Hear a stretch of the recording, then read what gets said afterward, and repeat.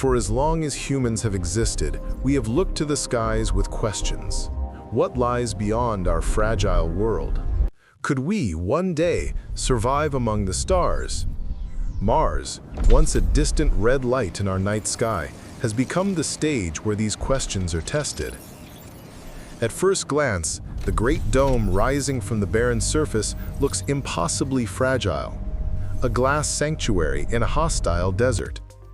But within, it holds a living city, proof that our species refuses to be bound by Earth alone. Inside this colossal habitat, entire districts unfold. Here, humanity has built not just shelter, but society. Wide boulevards, green parks, and schools filled with children's voices exist where nothing should survive. The dome breathes with its people, filtering air, recycling water, and generating food in vertical farms stacked higher than any forest on Earth. Every detail is the product of necessity. On Mars, waste is not an option. Each drop of water, each breath of oxygen is reclaimed, purified, and reused.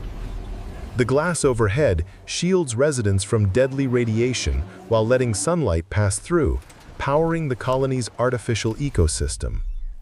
In this city, survival is not just science, it is art. Yet, survival alone was never the goal. Humanity came here to live. Families gather in communal dining halls. Students attend universities that train them to be engineers, doctors, and leaders of a Martian age. Skyscrapers rise into the dome's curve, their lights glowing like stars against the artificial sky. Entertainment zones hum with music, and sports arenas echo with the cheers of those who dare to play in a world that once seemed unreachable. Movement within the city is effortless. Beneath the ground, high-speed transport tunnels connect districts in seconds. Magnetic trains glide silently from residential quarters to industrial zones, where automated machines and tireless robots maintain the systems that make life possible.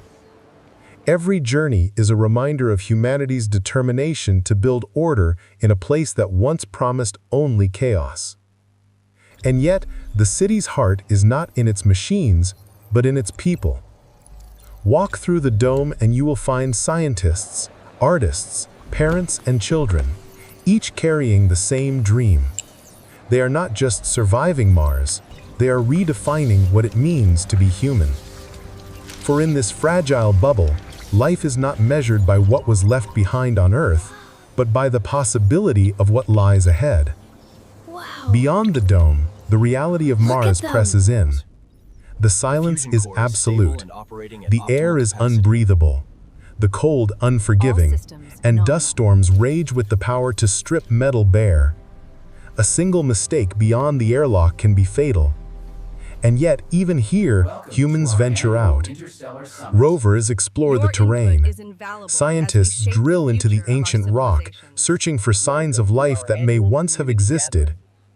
Every step outside is a reminder of how thin the line between survival and death can be. But this danger is also the reason we came, to push against limits, to ask questions no generation before could ask. Can humanity adapt to a world that was never meant for us? And if so, what does that mean for our future among the stars? The dome is more than a shelter. It is a rehearsal, a test of whether humans can carry civilization with them no matter how far they travel. What we learn here will guide us to moons, to distant planets, and one day, perhaps, to new suns. Children born under this dome will grow up knowing no other sky but its glass arc. To them, Earth may become as distant a myth as Mars once was for us. They will inherit a culture shaped not by one planet, but by the stars themselves. For the first time in history, humanity is not tied to the world of its birth. Yet with every achievement comes a question.